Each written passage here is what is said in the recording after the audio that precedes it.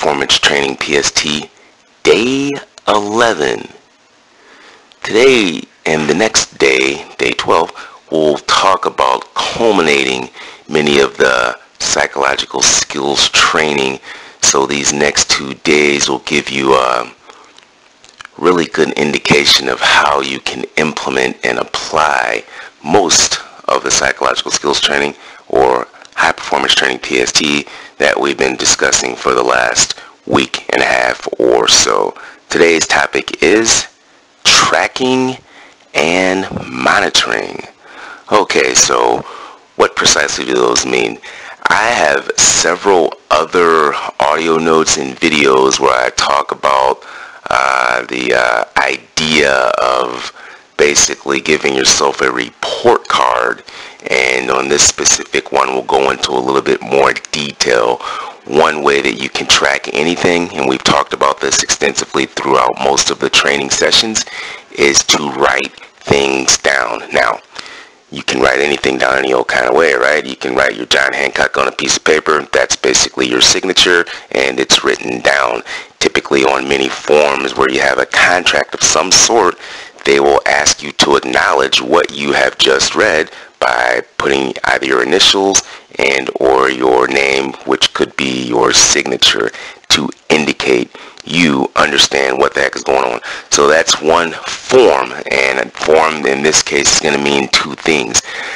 A form in one sense is like a template where you'll get a form and many times it'll be a copy. Like a contract is a form which has basically the same information, and wherever company or person you're dealing with, they'll probably give the same form to another person.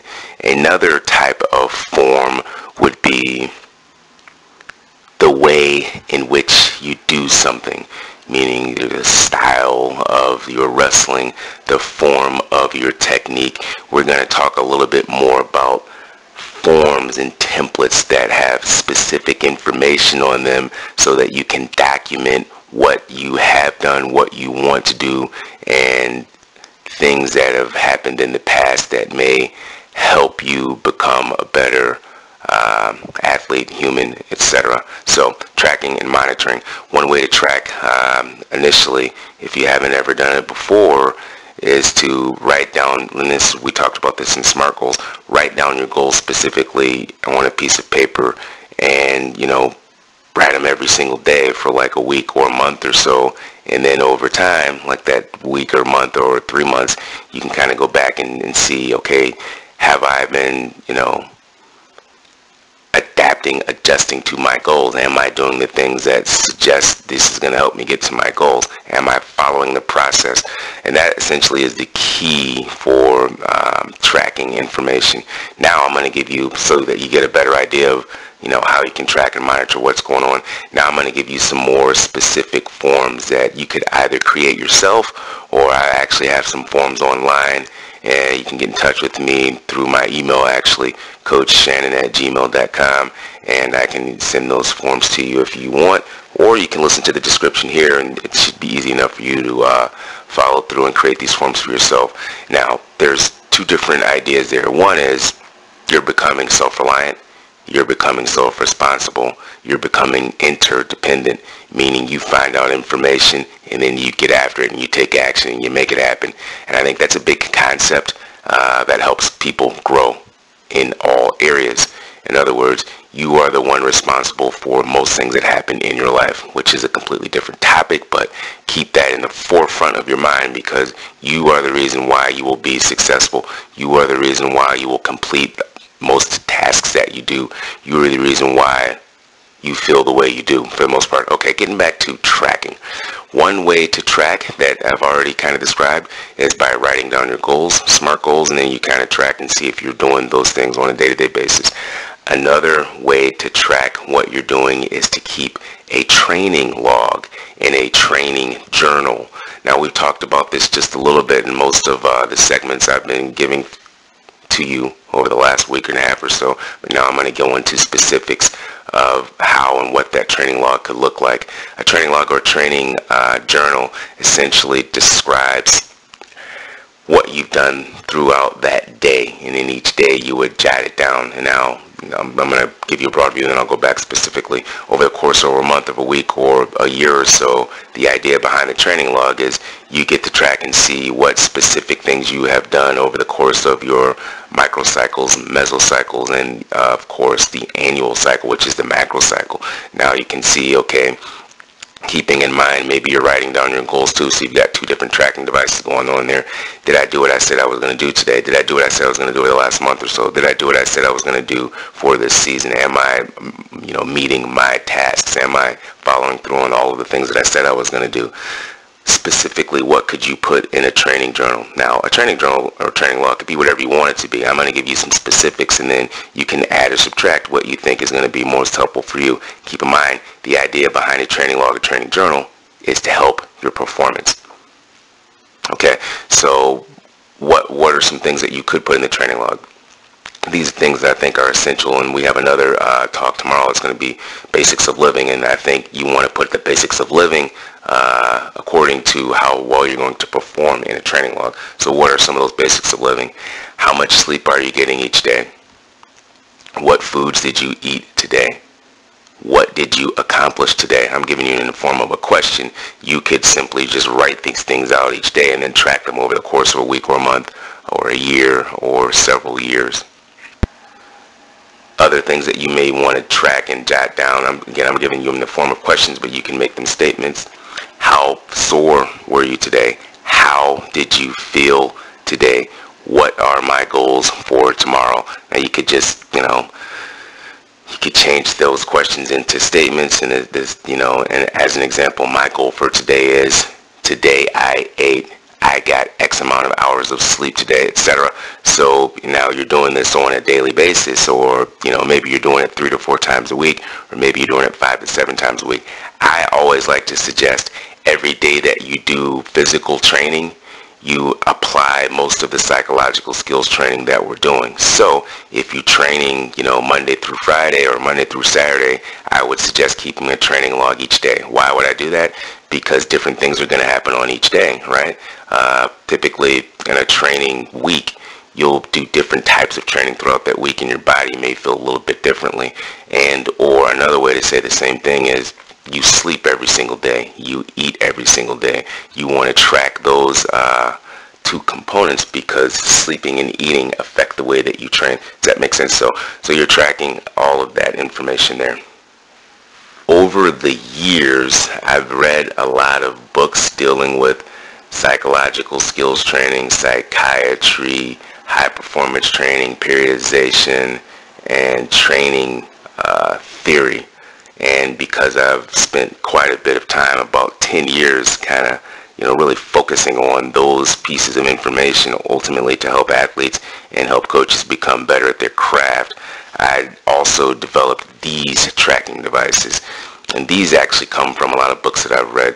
One of them is what I call APR. And again, some of the stuff is repeated, but I'd like to believe that repetition is the mother of skill. Some of it is repeated from other videos that I've done. So if you've heard them before, make sure that you're applying them. And if you're not applying some of the information that's being repeated, kind of take a look at that and ask yourself, okay, am I doing the things that I want to do? Am I meeting my goals? Am I where I want to be? If you are, continue to thrive and do what you're doing. If you're not, take a look at some of the information that's being provided to you and see if you can start to apply it. Okay, APNR stands for Athlete Planning and Review. Now this is a little more of an extensive goal planning device that you and a coach would work on. Athlete Planning and Review describes the process of how you're going to meet your individual goals over the course of a week or the course of a month.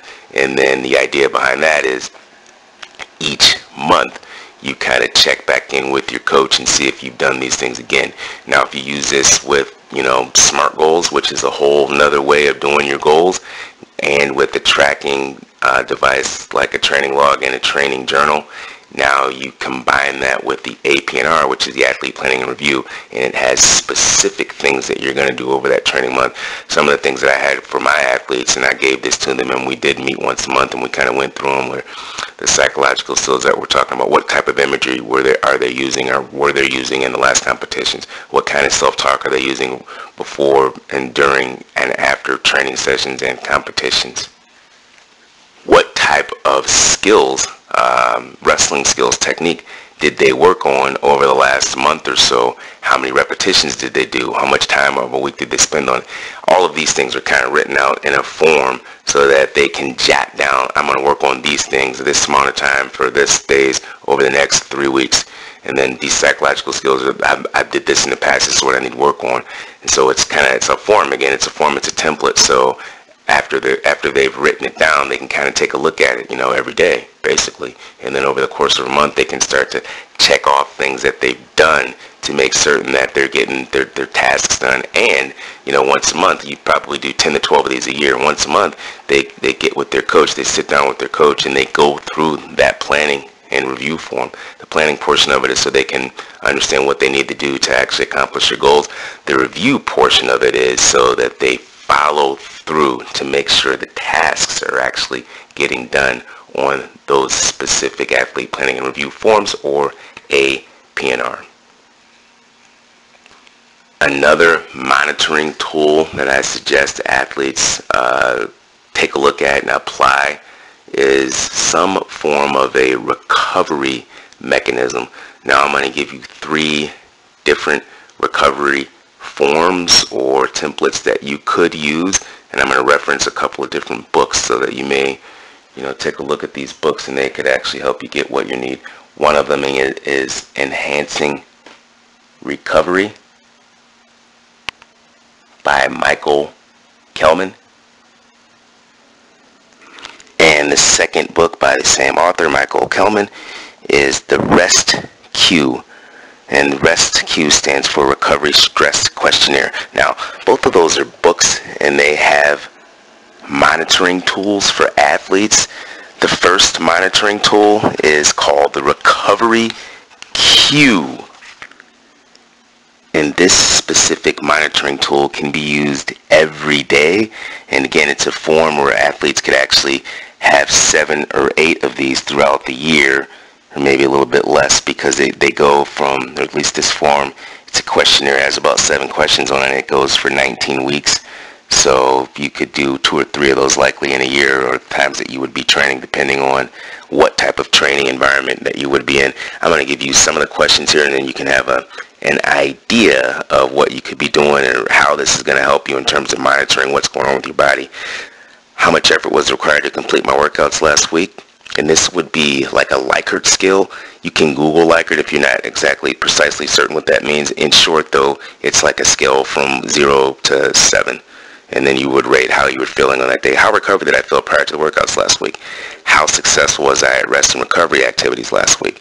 How well did I recover physically last week? And it goes on, questions like that for 7 more questions. Now, you would actually track that on a day-to-day basis, keeping in mind if you're doing this with a training log or a training journal, with the APNR, Athlete Planning and Review, with your SMART goals, you will have a very good idea of what's going on with you and how your training is progressing over the week, months, and years to your state tournament or your national tournament or the world team trials and or even the Olympic Games.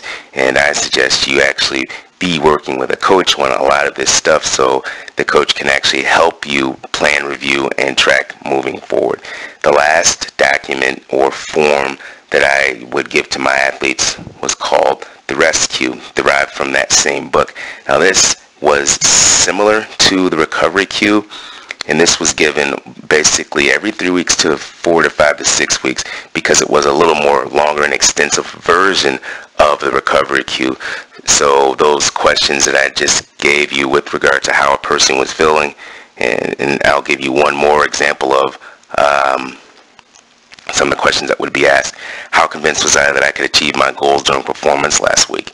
So the recovery queue has about 7 questions that you would go through on a day-to-day basis over the course of 19 weeks, and then you would track them after the 19th week and then see how well you're feeling. The rest queue is about 75 questions with the same type of questions based on different topics.